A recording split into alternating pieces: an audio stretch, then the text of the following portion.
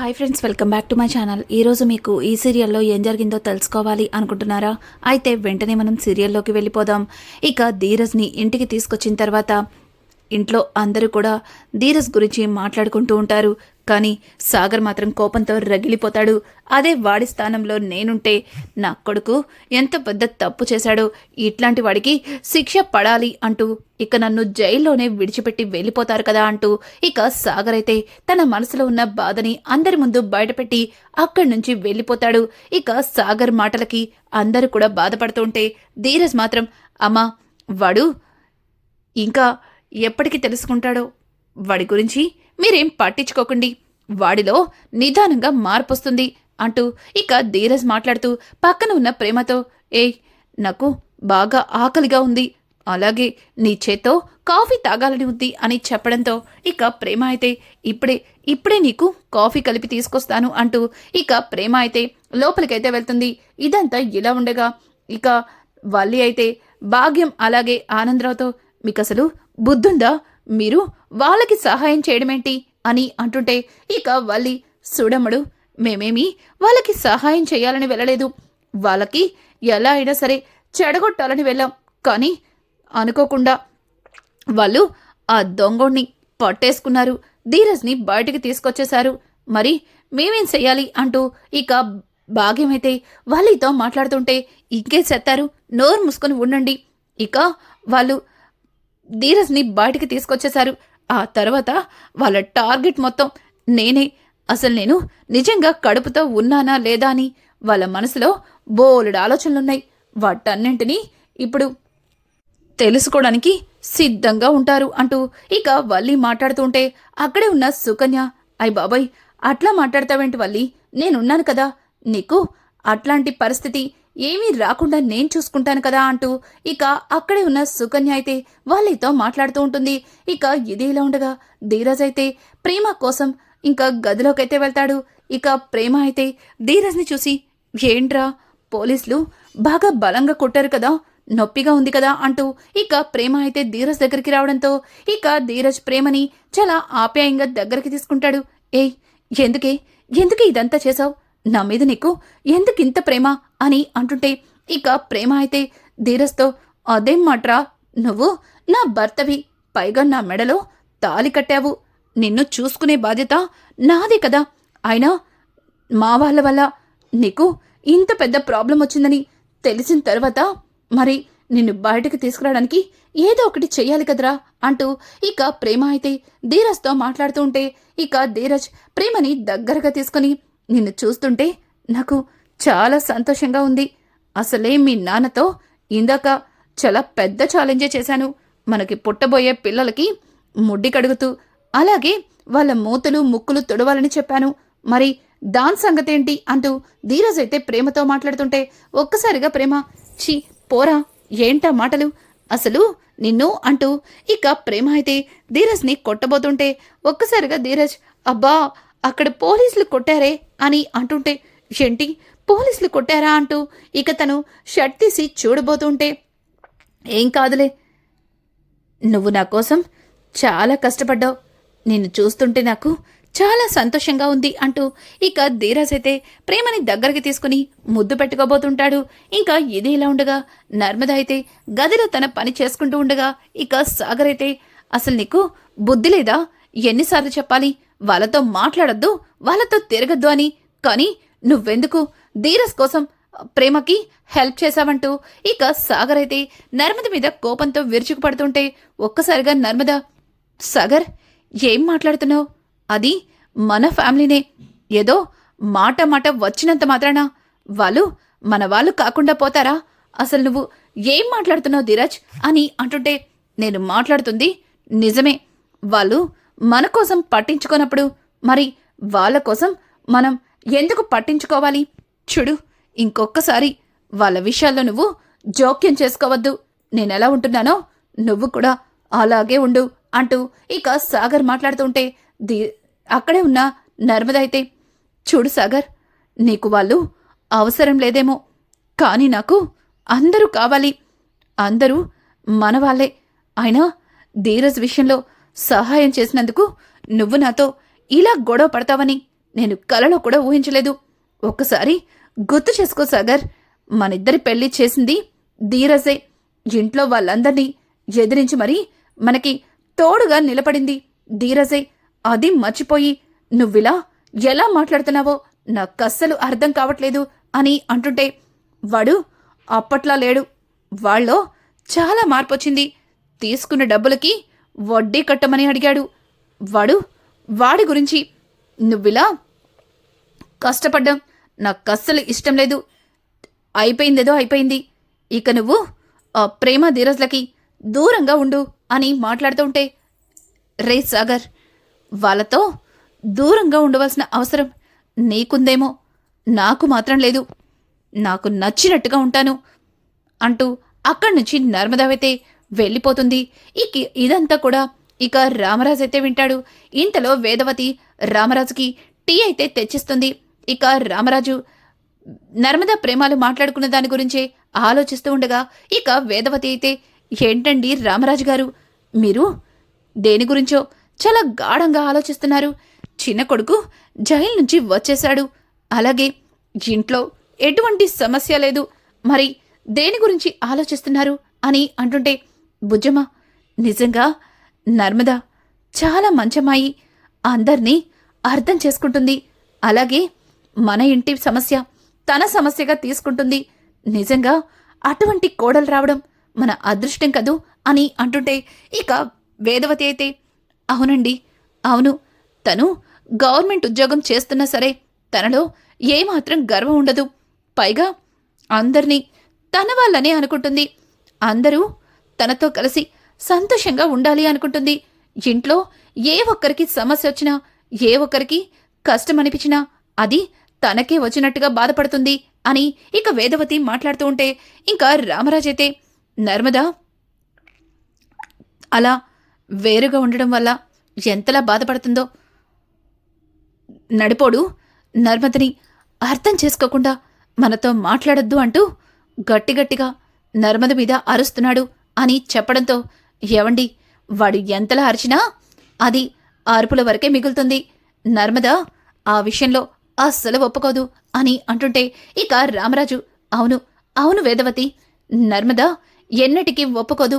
అందుకే నర్మదని చూస్తుంటే ఒక్కొక్కసారి నాకు చాలా గర్వంగా అనిపిస్తుంది. అలాగే నన్ను నేను చూసుకున్నట్టుగా అనిపిస్తుంది అంటూ ఇక రామరాజు మాట్లాడుతూ ఉంటాడు. ఇక ఇంతలో వల్లి అయితే అక్కడికి వస్తుంది. వల్లి చాలా చిరాగ్గా, చాలా కోపంగా లోపలికి వస్తుంటే, ఇక రామరాజు, అమ్మా వల్లి, ఏమైందమ్మా, ఎందుకలా ఉన్నావు అని అంటుంటే, ఏం లేదు మావయ్య గారు, ఏం లేదు అంటూ ఇక చాలా చిరాగ్గా అక్కడి నుంచి లోపలికి వెళ్ళబోతుంటే, ఏయ్ ఆగవే, ఏమడుగుతుందో ఏమైందో మీ మావయ్య గారు అడుగుతున్నారు కదా, మరి ఏం చెప్పకుండా అలా వెళ్ళిపోతున్నావేంటి అని అంటుంటే, ఏం లేదత్తయ్య గారు, బయట ఎండలు మండిపోతున్నాయి. కానీ మా అమ్మ నాన్న మాత్రం ఎండలో టిఫిన్ అమ్ముతూ సానా ఇబ్బంది పడుతున్నారు. అలా సోతుంటే నాకు సానా బాధగా ఉంది అని అంటుంటే, ఒక్కసారిగా వేదవతి, మరి అది కాకుండా వాళ్ళకి ఇంకేమీ రాదు కదా, అందుకే ఆ పనే చేసుకుంటున్నారు.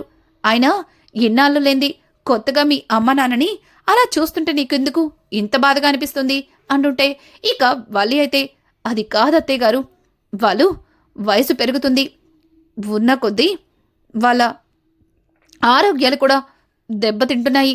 మరి ఈ వయసులో వాళ్ళట్ట కష్టపడుతుంటే ఒక కూతురిగా చూడలేకపోతున్నాను. అది గుర్తొస్తున్న ప్రతిసారి కూడా నా మనసుకి చాలా బాధగా అనిపిస్తుంది అని అంటుంటే, ఇక వల్లి మాటలకి పక్కన ఉన్న రామరాజు, నిజమే కదా బుజ్జమ్మ, వాళ్ళమ్మ నాన్న రాను వయసు పెరుగుతుంది. పైగా వాళ్ళు చేసే పనేమో నడి రోడ్డు మీద. పాపం వల్లి అన్నదాల్లో తప్పేముంది. అయినా వాళ్ళిద్దరూ అలా ఎండన కష్టపడ్డం దేనికమ్మా, మన రైస్ మిల్ ఉంది కదా, మీ నాన్నగారిని రైస్ మిల్లో పని చూసుకోమని చెప్పొచ్చు కదా అని అంటుంటే, ఒక్కసారిగా వల్లి తెగ సంబరపడిపోతుంది. నేను కోరుకునేది కూడా అదే కదా, ఆ మాట మీరు ఎప్పుడెప్పుడు అంటారా అని నేను ఎదురు చూస్తున్నాను అంటూ ఇక వల్లి తన మనసులో అనుకుంటూ, మావయ్య గారు, మీరు చెప్పినట్టుగానే రైస్ మిల్లుకి నాన్న వెళ్ళాలంటే మీ అబ్బాయి గారికి కూడా నచ్చాలి కదా, మీ అబ్బాయి గారు ఒప్పుకుంటే నాన్న రైస్ మిల్కి రాగలరు అని అంటుంటే ఇక వేదవతి, ఏవండి, పెద్దోడిష్టం లేకుండా ఇలా మీరు వాళ్ళ నాన్నని రైస్ మిల్కి పంపిస్తే మళ్ళీ వాడికి కోపం వస్తుందేమోనండి అంటూ వేదవతి మాట్లాడుతూ ఉంటే ఇక రామరాజు, బుజ్జమ్మ, అలాంటిదేదీ జరగదు, నేనున్నాను కదా, నేను చూసుకుంటా కదా, పెద్దోడితో నేను మాట్లాడతాను. చూడమ్మా, మీ నాన్నని అలా ఎండలో కష్టపడమని చెప్పకు, రేపట్నుంచి మిల్లుకు వెళ్ళమను అని అంటుంటే ఇక అప్పుడే వచ్చిన నర్మద అయితే, నిజమే, ఎండలా బాబాయ్ గారు చాలా కష్టపడుతున్నారు, అంత కష్టం మేం కూడా చూడలేకపోతున్నాం.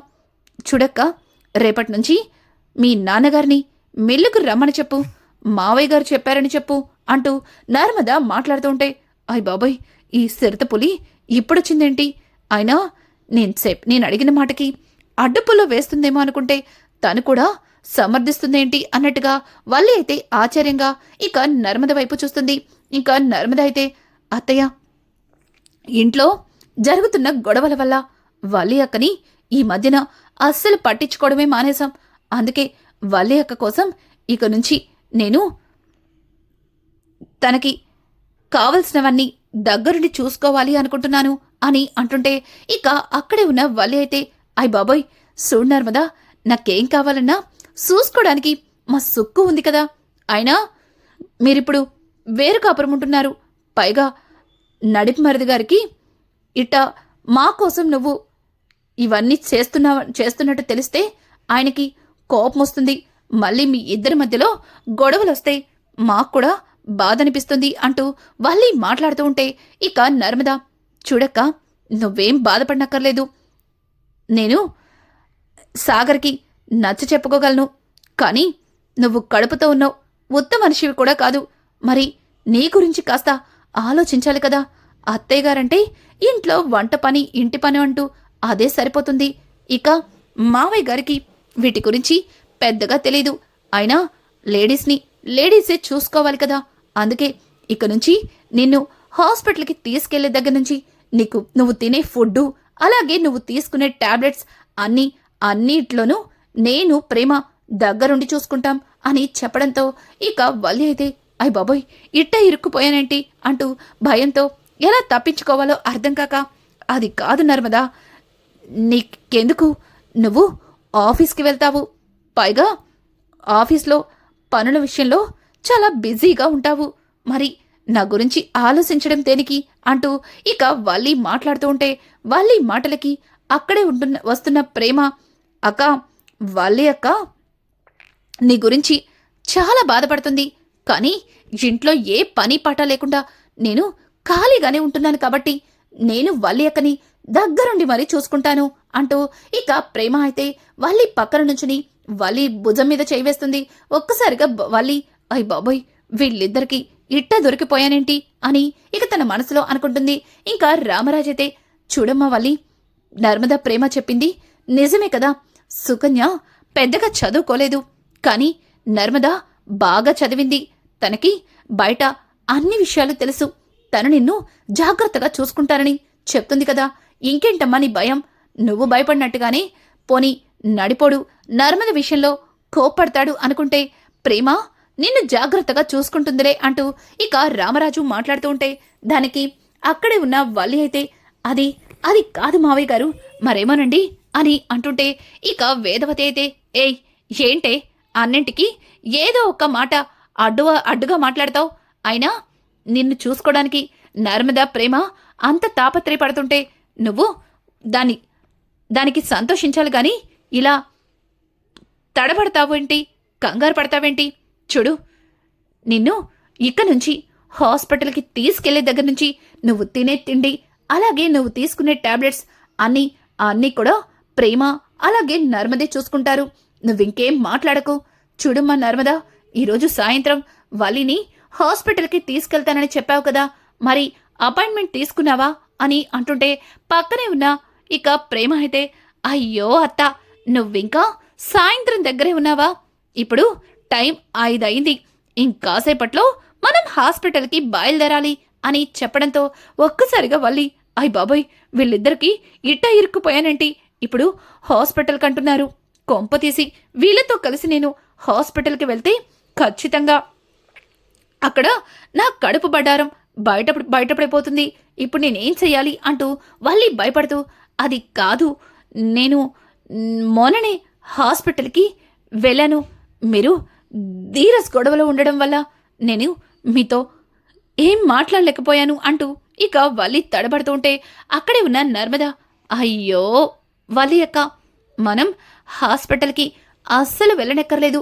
పైగా మిమ్మల్ని చెకప్ చేయడానికి డాక్టర్ గారు ఇంటికే వస్తా అన్నారు అని అంటుంటే ఇక వల్లి అయిపోయింది, అంతా అయిపోయింది.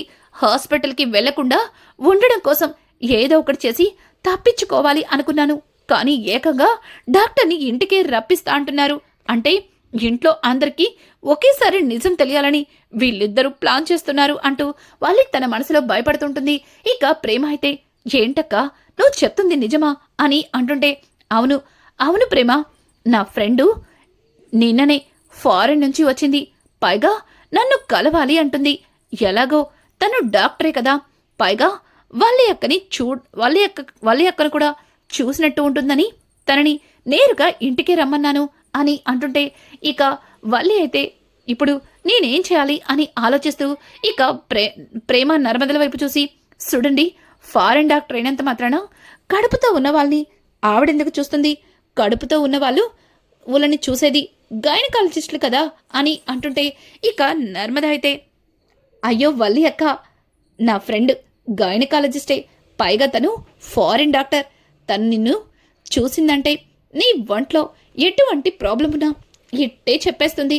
అలాగే తనతో పాటు ఇంట్లో అందరి హెల్త్ ఇష్యూస్ కూడా చెక్ చేస్తుంది అంటూ ఇక నర్మద మాట్లాడుతుంటే, వేదవతి ఏంటే అంటే, ఇంట్లో నేను మీ మావయ్య గారు ముసలివాళ్ళం కాబట్టి మాకే షుగరో బీపీ వచ్చిందని చెక్ చేపించడానికి డాక్టర్ని ఇంటికి రప్పిస్తున్నావా అంటూ ఇక వేదవతి అయితే నర్మదతో మాట్లాడుతూ ఉంటే ఇక నర్మద, అయ్యో ఏంటత్తయ్యా, మీరు ముసలి వాళ్ళని ఎవరన్నారు?